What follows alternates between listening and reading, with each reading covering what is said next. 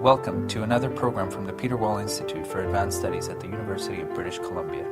For more information, please visit us at www.pwias.ubc.ca.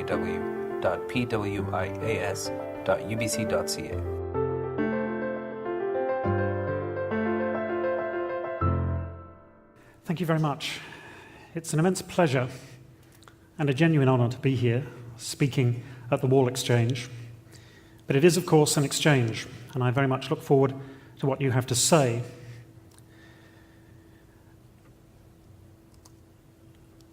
I want to begin by introducing you to the work of a remarkable young Pakistani novelist, Kamila Shamsie. Her novel, Burnt Shadows, begins as the atomic bomb falls on Japan. It moves to India on the brink of partition, the birth of Midnight's Children. And then it takes us to the events of 9/11, to New York, to Afghanistan, and to Guantanamo Bay. It's an extraordinary journey for two reasons. The first is that towards the very end of the novel, Shamsie has one of her characters say this to an American: "But war, countries like yours, they always fight wars, but always somewhere else. The disease always happens somewhere else. It's why you fight more wars than anyone else, because you understand war least of all. You need to understand it better." Now, it's remarkable for another reason, many more reasons really. But it's a novel which, even though it pivots on 9/11, begins much earlier and extends long after. Those burnt shadows, which we can detect on the skin of a young woman in Japan, stretch into our own wretched present. And it's important because so many people thinking about 9/11 and the wars that take place in its shadow understand 9/11 as a moment in history, a point in time when everything seemed to change.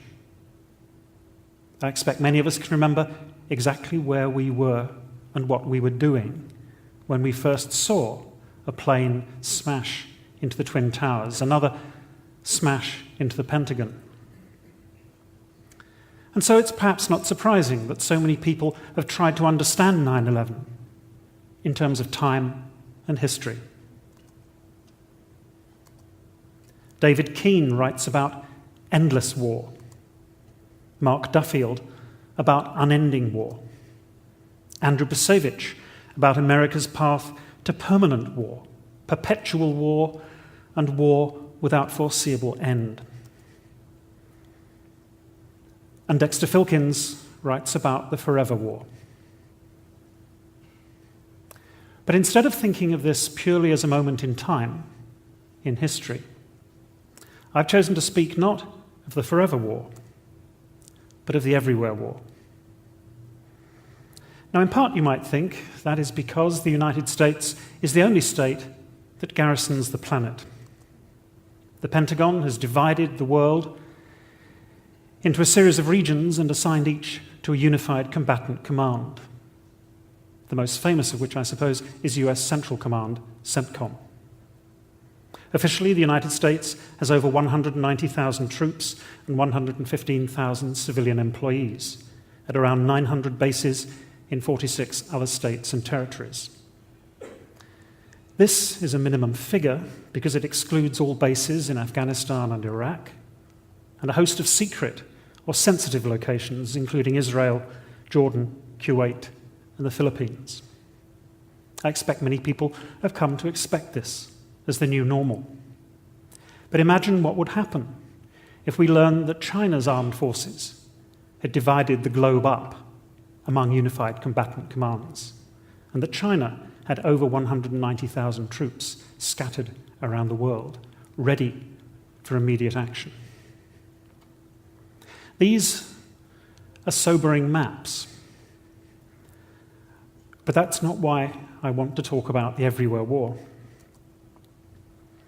Because I think that late modern war has changed, and it's changed in part because of the spaces through which it's fought. This started long before 9/11, but 9/11 brought it into sharper focus.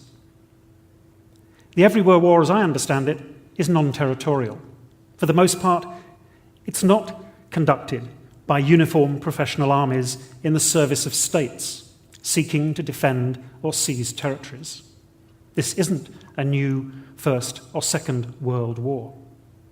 But it is transnational, typically involving conflicts between states and non-state actors. The Everywhere War is literally everywhere. It's multi-sided and non-linear. But so very often, violence erupts anywhere without warning. On a commuter train in Madrid, a school in Gaza City, a poppy field in Helmand, or a street in Ciudad Juarez. Now, to be sure, it's more likely to erupt in some places rather than others. But these moments of pure laceration, what Frederick Grohl calls states of violence, which punctuate the everyday lives of so many people around the world, are what I mean by the Everywhere War. The Everywhere War is also everywhere because it saturates news media and entertainment. There's been an extraordinary convergence between the visual technologies used by the military and the media. So much so that war has become the background of our lives. But it's important to understand that for so many people all over the world, it's at the very forefront of their lives. And so this is a strange kind of war, as I want to show you. The German scholar Herfried Münkler says that today war has visibly lost its well-defined contours. Now, he means all kinds of things by that phrase. What he's really getting at is how difficult it is to tell whether it's a war or not. Where war ends, peace begins. The distinction between combatant and civilian. Wars always fought in the shadows. But I want to take Münkler much more literally. I want to look at those contours by taking you to 3 borderlands. Strange spaces where, as I want to show you, the very meaning of war is being changed. The first is the border between Afghanistan and Pakistan, where, as we know, violence spills from one side to the other. The border was established in 1895 to delimit British colonial territories in India along the northwest frontier with Afghanistan. But the line, as so many colonial maps did, ran right through Pashtunistan, dividing communities, families, cultures. And after the formation of Pakistan, Afghanistan refused to recognize the boundary. So too, of course, to countless other people, those who live on either side, joined together by language, by culture, by kinship. So too, of course, to the Taliban, fleeing in hot pursuit raids to seek refuge in Pakistan and then crossing back into Afghanistan when the fighting season begins again in the spring. The United States is, of course, actively involved in a very strange war across the frontier in Pakistan. It sees this as part of a unified theatre of war, which it calls AFPAC, a hideous term which people in both Afghanistan and Pakistan object to. It was proposed by Richard Holbrooke, US Special Representative for Afghanistan and Pakistan. But the CIA, who conduct those military operations across the border, think of it differently. The CIA's counterterrorism center focuses on its Pakistan-Afghanistan department. The focus of its operations are the federally administered tribal areas, areas where we find, in complex arrangements, members of the Afghan Taliban, the Pakistan Taliban in great numbers, and perhaps even members of Al-Qaeda. Of course, we find thousands and thousands of ordinary men and women and children. It's a strange place with a strange and still neo-colonial relationship to Islamabad. The relationships between the Afghan and the Pakistan Taliban are more complex and fractured than you might imagine. The war that the CIA conducts there is, for the most part, controlled from its headquarters in Langley, Virginia. It's a war which is fought using remotely piloted aircraft, drones, Predators and Reapers, who carry out precisely the deadly mission implied by their hideous names. These are hunter-killers. The aircraft are based in Jalalabad and Bagram in Afghanistan. The aircraft are serviced and armed at those bases. The takeoffs and landings are also controlled from those bases by a line-of-sight link, which means that the CIA has to have forward-deployed crews in Afghanistan. But once the aircraft is in the air, control is passed back by a satellite link to the continental United States. In the beginning, these remotely piloted aircraft were unarmed. They were used for reconnaissance. They were flown by the US Air Force on behalf of the CIA during the Balkan Wars from the mid-1990s. They were first armed in February 2001 for the CIA. But its director, George Tenet, was concerned at the legal authority for the use of such a weapon by a civilian agency like the CIA outside the chain of military command and control. His doubts were relieved when President George W. Bush signed a secret memorandum treating terrorism as an act of war and authorizing the CIA to kill members of al-Qaeda. The first use of the system for close air support was nonetheless in Afghanistan in March 2002, when Hellfire missiles were fired from a Predator operated by the CIA. Its first use for what we now call a targeted killing didn't take place until November 2002 in Yemen, but its success, by the standards of the CIA, emboldened the program. You may wonder what that first attack was like, at least for those who ordered it. Here's Lieutenant General Michael DeLong speaking to Frontline in February 2006. "I'm going down to the UAV room," he recalls. "We had our lawyer there, everything was done right. The rules of war, the rules of combat that we'd already set up, the rules of engagement ahead of time, went by them. Okay, it's a good target." He was asked, "What does it feel like when you know you're going down there to kill somebody?" Remember, DeLong was in the continental United States, the so-called target in Yemen. "Oh, it's just war," he said. "It's no different than going to the store to buy some eggs." Since then, the CIA has been to the store again and again and again, and it's bought a lot of eggs. That program was originally directed at so-called high-value targets. The first strike in Pakistan took place in South Waziristan in June 2004 and killed Nek Mohammed, a Taliban commander described by the US as an al-Qaeda facilitator, and 4 of his companions, including a young boy. In 2008, President Bush agreed to widen the target list, loosen the constraints, and ramp up the strikes. But he didn't ramp them up anywhere near as much as President Barack Obama would do. In 2009, as the CIA's extraordinary renditions were terminated and its black sites closed, so that it seemed no longer possible to capture, detain, and torture terrorist suspects, Obama authorized doubling the CIA's Predator fleet so that it now contains probably 30 to 40 aircraft. The strikes accelerated again at the end of the year after a suicide bomb attack on a CIA base that killed 7 CIA agents, including the more experienced analysts of al-Qaeda. In 2007, there'd been just 5 strikes. In 2008, 35. Under Obama, the figure soars to 53 in 2009, 117 in 2010, and so far 49 in 2011. These strikes have focused on the federally administered tribal areas, particularly North and South Waziristan. Now, maps of the targets, lists of the casualties, can't convey, I think, the sheer terror of living under such a cloud of imminent but unpredictable attack. Remember, there are no air raid warnings. There are no air raid shelters.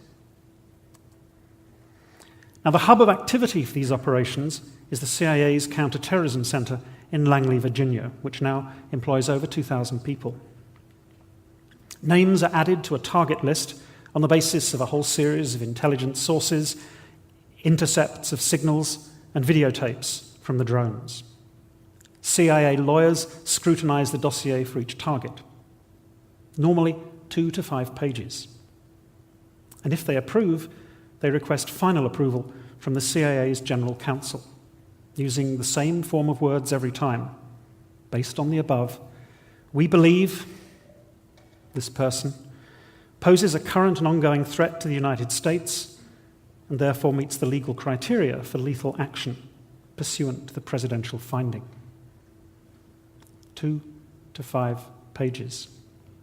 I'm told that it takes 10 pages to get permission to run a wiretap in the United States. To kill somebody, 2 to 5. But since then, the target lists have been widened. They've been extended beyond al-Qaeda, beyond even the Taliban, to others supposedly linked to the Taliban, like drug traffickers. The target lists have been extended beyond named individuals, to people whose names the CIA doesn't know.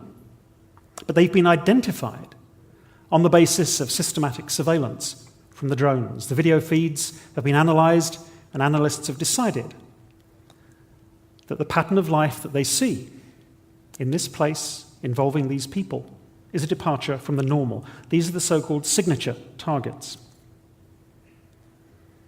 Since the drone strikes intensified in the summer of 2008, it's been estimated that the CIA has killed around 12 times more low-level fighters, ordinary foot soldiers, than the so-called high-value targets, the leaders of al-Qaeda and the Taliban. Now, so much of this revolves around high-resolution, full-motion video feed. And so many critics worry, in fact, complain that this reduces war to a video game, that it makes killing casual, that it encourages a PlayStation mentality. If you talk to the Air Force pilots who fly the drones in Afghanistan, they will tell you a different story. And it's one I think we should listen to and think about very carefully. Anyone here who's played a video game will know that video games don't distance you from what's happening. They draw you into the action. They're thoroughly immersive. And those pilots say that's exactly what they experience, that they're not 7,000 miles away at all. They're just 18 inches away, from the eye to the screen. That has all kinds of consequences, which in some ways are far more lethal than distance. It means that those Air Force pilots are much more likely, I think, to identify with ground troops, who they can see on their screens, who they can talk to over the radio. So they're much more likely to interpret signs of more or less ordinary activity as suspicious, as a threat, and to take action accordingly. They're immersed, but they're immersed in the world of their comrades, not the world of ordinary men and women in Afghanistan. And yet, of course, there are ways in which this isn't a video game. You can buy commercial video games set in Afghanistan and in Pakistan. They're peopled with cartoon characters. So it's very easy, even in the games which the US military uses to train its own troops, to distinguish a civilian from an insurgent. But yet, of course, if you look at those video feeds from 25,000 feet up in the sky, you can see a much more complicated, inhabited landscape. It's not a cartoon world at all, in which distinctions between civilians and combatants become intensely problematic. And for that reason, the Air Force insists on a very comprehensive analysis, what it calls the joint targeting cycle, in which legal advisors are involved at every stage to ensure, so far as is possible, that the laws of war are followed. Now, make no mistake about it, those laws of war do not protect civilians. They never have. It's still possible to kill civilians as long as their deaths are outweighed by direct military advantage. So the scales are always balanced in favour of the military. But we know nothing about the scales that the CIA uses on its hunter-killer missions. We know nothing about civilian casualties from their mouths. Because after all, not only do they deny the mission, they deny there are any civilian casualties at all. Here's John Brennan, Chief Counterterrorism Advisor to the Obama administration. There hasn't been a single collateral death for almost a year because of the exceptional proficiency, precision of the capabilities we've been able to develop, what another official described as the most precise weapon in the history of warfare. And so, briefing in the shadows, we hear reports like this. On May the 6th, a CIA drone fired a volley of missiles at a pickup truck, carrying 9 militants and bomb materials through a desolate stretch of Pakistan near the Afghan border. It killed all the militants, a clean strike with no civilian casualties. Here's another version of the same attack from a new report compiled by the Bureau of Investigative Journalism. The missiles hit a religious school, an adjoining restaurant and a house, killing 18 people, 12 militants, but also 6 civilians. This matters because accountability is limited enough in the case of a declared war, but in the case of an undeclared war, it all but disappears. It's only courageous journalists on the ground, investigative journalists elsewhere, that bother to count the numbers. And precisely because it's an undeclared war, there's no help or support or compensation for the families of the victims. The figure of the civilian is erased on this side of the border. But other borders are erased too. The distinction, for example, between the CIA and the military. Remember Tenet's anxiety about such a weapon being placed in the hands of a civilian agency. The New York Times has reported on the transformation of the CIA into a paramilitary organization at the vanguard of America's far-flung wars. Tom Inglehart and Nick Turse describe them fighting on a new style battlefield in which we don't even have a language to describe it accurately. Some international lawyers do, however. They wonder about the authority under which the United States unleashes lethal force in a country with which it's not at war. They worry too about the authority by which the civilian agents of a civilian agency execute lethal strikes. In their view, this makes them, well, members of precisely that category that President Bush consigned so vigorously to Guantanamo Bay, unlawful combatants. CIA operatives, says Professor Mary Ellen O'Connell, are not bound by the Uniform Code of Military Justice to respect the laws and customs of war. CIA operatives have no right to participate in hostilities and are unlawful combatants. But matters are not quite so straightforward. It turns out that the Air Force has loaned Predator and Reaper drones to the CIA to give the agency more firepower, that the Air Force monitors the flights in and out of Pakistan, that although the flights are controlled from CIA headquarters in Langley, the aircraft are flown from Creech Air Force Base in Nevada. And it may even be the case that on some, perhaps most missions, the Predators and Reapers controlled by the CIA are flown by USAF pilots. In other words, the boundary between the military and the murky world of intelligence starts to shift.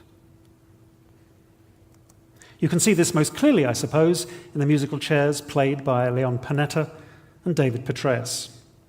Leon Panetta, director of the CIA, becomes US Secretary for Defense.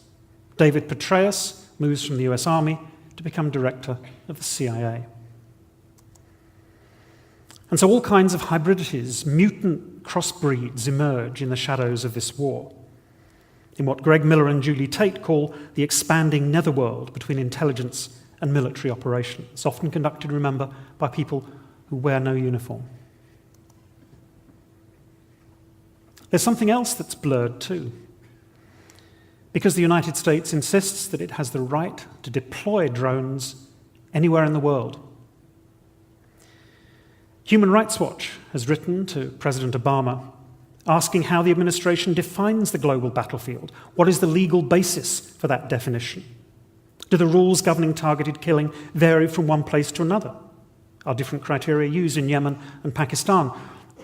This matters, well, of course it matters for people in Yemen and Pakistan, but it matters for all of us when other states around the world have their own fleets of predators and reapers and demand the same privilege.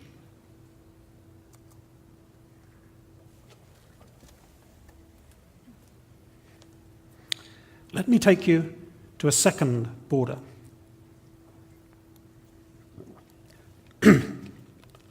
This is the border between the United States and Mexico, what Ed Valiami calls a Mexica. The staging ground, he says, for the first real 21st century war. I prefer Gloria Anzaldua's description of this as an open wound where the third world grates against the first and bleeds. Before a scab can form, she writes, it hemorrhages again, the lifeblood of two worlds merging to form a third country, a border culture. But as you'll see, that's much more than metaphor. It is an open wound, it does bleed, and the lifeblood of two worlds merges, but in all too physical, visceral ways. What Valiami had in mind, of course, was the so-called drug war, the fighting between Mexican cartels, which intensified in the 1990s, as they fought one another for profits through territorial expansion. What they wanted to do was control the main drug trafficking routes from Central America through the border cities into the main market, the United States. But as we think of those flows northward, we must think also of the flows southward. It's estimated that between $10 and $40 billion, nobody knows for sure, flows south from the United States to the Mexican cartels and their Colombian suppliers. We know, too, that guns flow through the so-called Iron River from the United States into Mexico. Indeed, President Calderón has accused the US weapons industry of being responsible for the deaths of thousands of people that are occurring in Mexico. It's certainly true that 90% of the commercial firearms seized in Mexico and successfully traced came from the United States. But most of the seizures weren't traced, and there are good reasons for supposing that many of those other arms came from the Mexican military and the police. We know that 90% of non-commercial weapons, including grenades and anti-tank weapons used by the cartels, came from Central American military stocks. Many of them, of course, originally from the United States arms industry. You can already begin to see this as a war zone. That's exactly how President Felipe Calderón describes it. It's a war, he said. And as the violence intensified, so the Mexican state militarized its response. Soon after taking office in December 2006, Calderón deployed 6,500 federal troops to his home state. Since then, the scale of military operations has increased, and now 50,000 federal troops have been deployed. Since 2007, more than 40,000 people have been killed during the drug war. That's more than in Afghanistan and Iraq over the same period. And when we look at the statistics, when we look at the maps of so-called drug-related homicides, it's easy to see how they're related in so very many ways to those trafficking corridors through Mexico, the battles between the cartels for control of the plazas. But they're much more than statistics. Ordinary Mexicans themselves have tired of the endless deaths. Here's the Mexican poet Javier Sicilia whose son was killed during the drug war.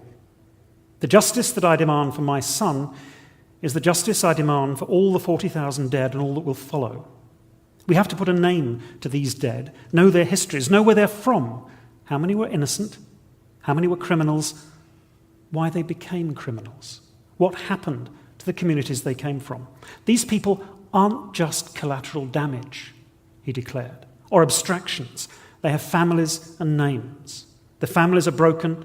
They will never be the same. Mexico can't go on killing itself like this. Now, what Cecilia is pointing to, I think, is that so many people are literally caught up in the drug trade. Many of them turn to it through poverty as a result of the violent neoliberalization of the Mexican economy. He's pointing, too, to the fact that the killings come not simply from the cartels and between the cartels, but they involve, in the Shadowlands, members of the police and the military. Because when Calderon describes this as a war, many ordinary Mexicans hear another war. They hear Mexico's dirty war against civil rights organizers, against labor activists. And they believe, like Cecilia, that many of those that have been killed have not been killed simply by the cartels or caught in the crossfire, but they've been targeted. Mexico can't go on killing itself like this, he says, and what he has in mind is that blurred line between the state and criminality. Rory Carroll, writing in The Guardian, says that the boundary between warring criminal groups and the state, a comfortable delineation within the drug war, blurs and shimmers. Calderon himself insists that this has become a challenge to the state, an attempt to replace the state. The cartels, he says, are trying to impose a monopoly by force of arms, and are even trying to impose their own laws. The United States is not watching this from afar. Successive administrations have been concerned not simply at the flow of drugs into the United States, but at the number of Mexican gangs that have established bases in American cities. Under the Mérida Initiative, called by its critics Plan Mexico, the US Congress authorized $1.6 billion for Mexico and Central American states to combat transnational organized crime. This included funding for helicopters, surveillance and communication systems, training and technical advice. All the apparatus you might think for police and intelligence operations, but also, of course, all the apparatus for military action. At the meeting of the Mérida Initiative in 2010, one of the prominent US delegates was the US Secretary of Defense, Robert Gates. Now, this shouldn't surprise us, because the US has long sought to militarize its southern border. Militarization intensified from the 1990s, when the Pentagon established Joint Task Force 6 to coordinate and provide Department of Defense support to federal law enforcement along the border. That unit was subsequently incorporated into one of those unified combatant commands, US Northern Command. Now, originally, so much of this militarization was directed at so-called undocumented migrants. Their pathways were plotted through Mexico, their routes through the border cities identified. A series of operations right through the 1990s, Operation Gatekeeper, Operation Safeguard, and the rest, were designed to choke off that flow of desperate men and women, forcing many of them to undertake much more perilous journeys through the desert, where countless numbers perished. But as the border has become more militarized, as this has come to be defined as a combat zone, so those undocumented migrants very easily become unlawful combatants, threats to the security of the United States. Now, you may think this absurd. President George W. Bush declared on the 15th of May 2006 The United States isn't going to militarize the southern border. Mexico is our neighbor and our friend. In the same speech, he went on to announce that up to 6,000 National Guard troops will be deployed to our southern border. We're also launching the most technologically advanced border security initiative in American history, including high-tech fences, motion sensors, infrared cameras, and unmanned aerial vehicles. Certainly popular culture and media culture treat this as a war. Just last year, National Geographic broadcast Border Wars, which promised to take viewers to the front line. Its camera crews, it said, were embedded with the Border Patrol, filmed its operations from Black Hawk helicopters and forward operating bases. And afterwards, its producer said he now had some sense of what it must be like to come back from Iraq or Afghanistan. Not to be outdone, Fox News advertised war stories on the border, which it described as a third front. And they deployed Oliver North, oh yes, no less, Oliver North and his War Stories team, what stories he could tell, who travelled to the states bordering this front line to bring you the real story behind the war for the border. Again in 2010, Gareth Edwards' sci-fi movie Monsters told the story, on a remarkably low budget, of a NASA spacecraft plunging to Earth, landing in northern Mexico, infected with alien life forms. The whole area is described as the infected zone, a thoroughly militarized space saturated with violence and death. The border here too is treated as a zone that requires a militarized response. And that response has come just not from the Pentagon, but from, well, I hope not so ordinary Americans. The Minutemen, for example, a right-wing populist militia, which frames Border Watch as combat. Now, Bush's Secure Border Initiative was a failure. It was abandoned in January 2011. But the accelerated expansion of the Border Patrol to over 20,000 by 2010 continues to attract veterans from Afghanistan and Iraq. Many of those additional National Guard troops also have combat experience in Afghanistan and Iraq. And many of the new border technologies have been tested in those theatres too. Since September last year, 4 Predator drones have patrolled the border. The fleet will increase to 6 in 2011. This whole system has become so successful that American military commanders are now considering transferring these new border control technologies back to Afghanistan, Pakistan, to cut off the Taliban's supply lines. I mentioned that link to the Taliban with good reason. Because many American commentators have linked the cartels and the gangs to insurgency. A report from the Center for a New American Security, called Crime Wars, insisted that criminal networks linking cartels and gangs are metastasizing into a new form of widespread, networked criminal insurgency that poses a threat not just to the security of Mexico, but to the security of the United States.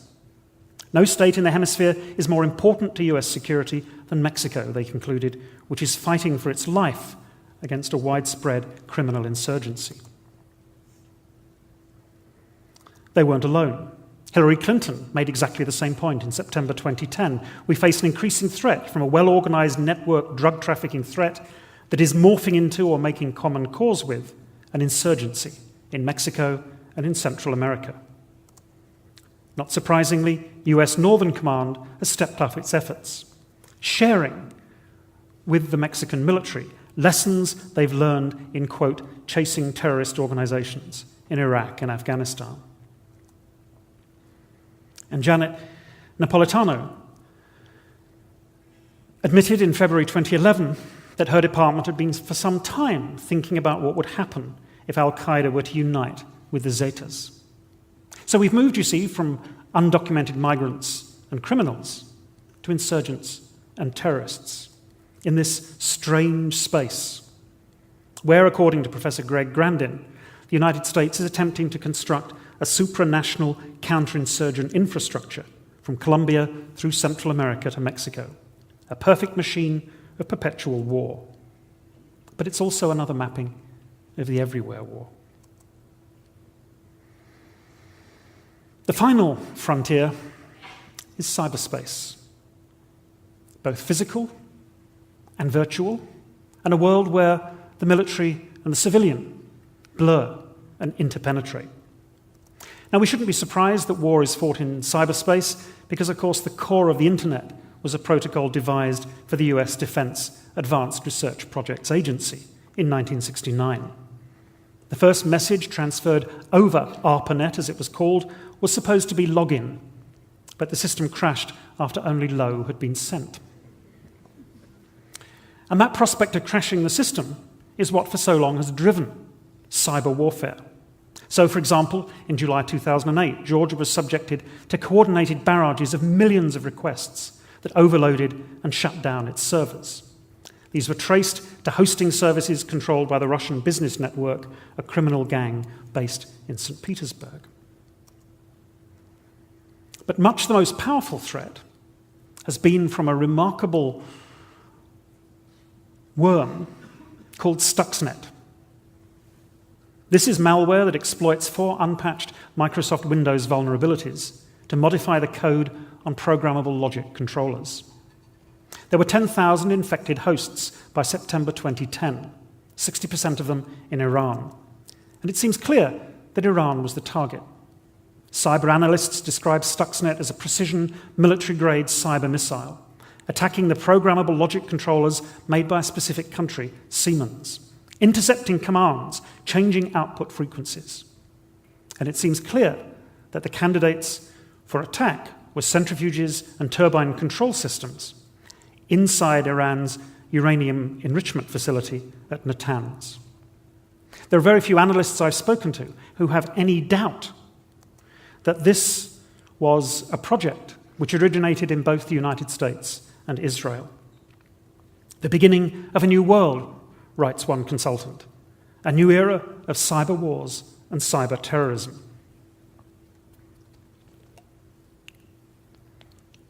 It's been suggested that the vulnerabilities in those programmable logic controllers were identified at the Idaho National Laboratory in the United States.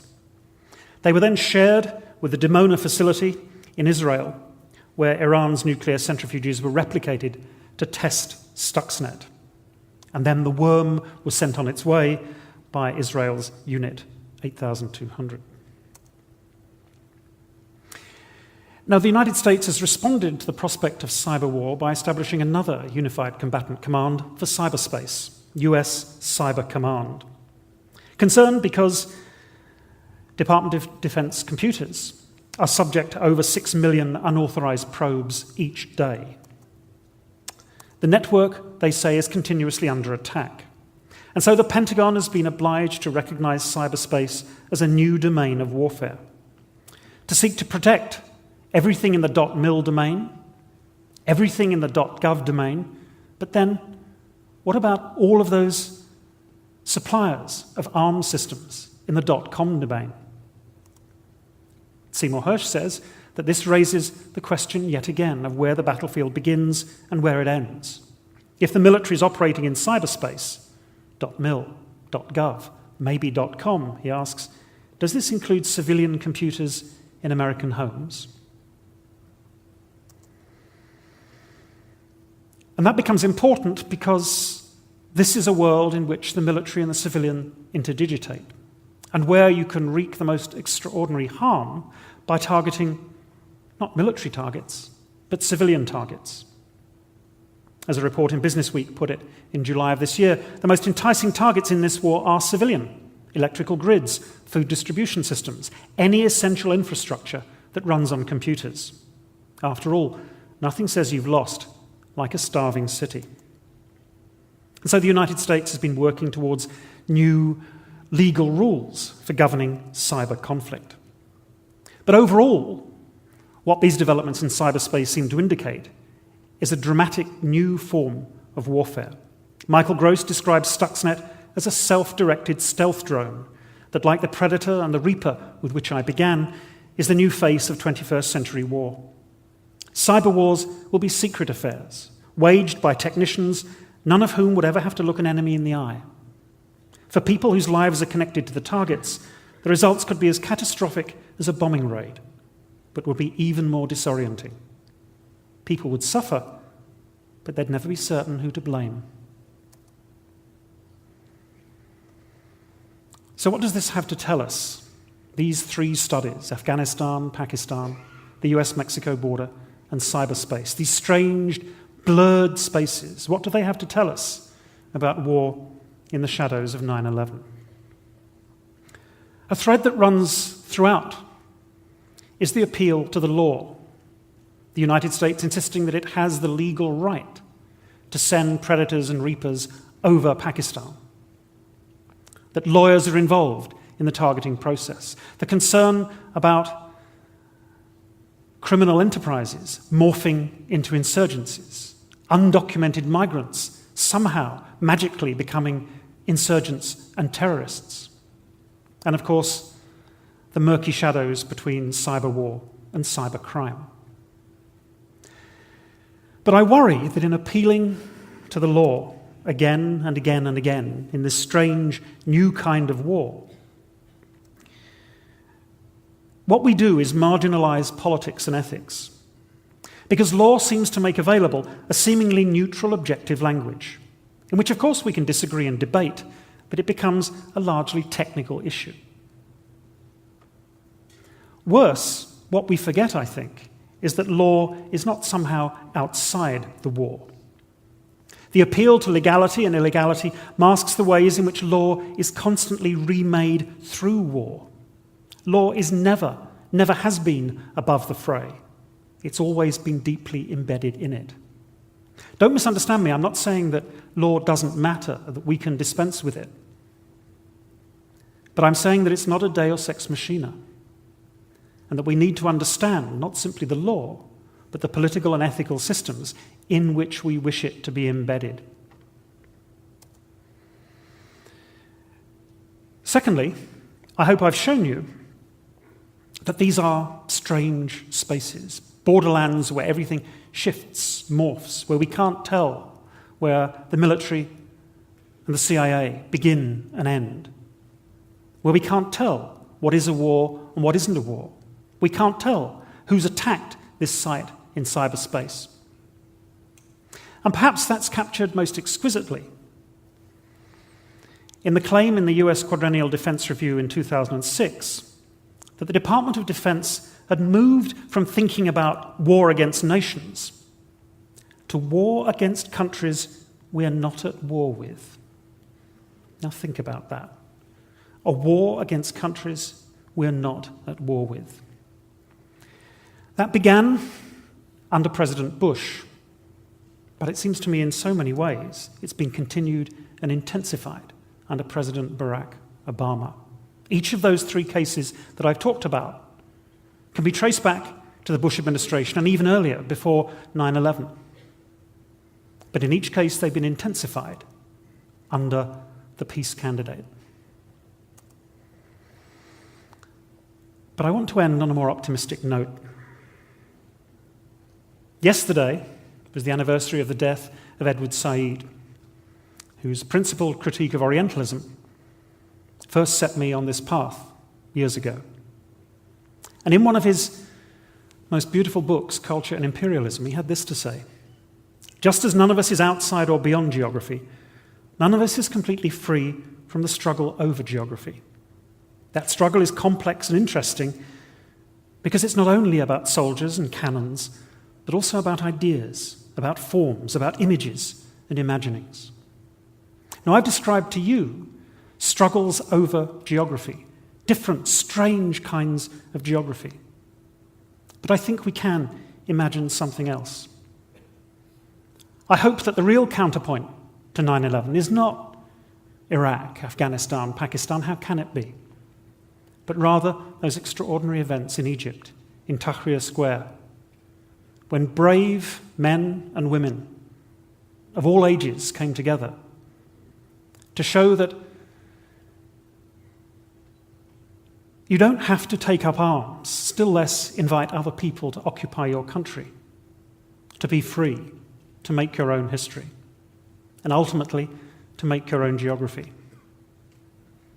And so my great hope is this, that at some stage in the future, somebody else will stand here to present a wall exchange, not from Europe, not from North America. And they won't talk about the everywhere war. They'll talk about the nowhere war. Thank you.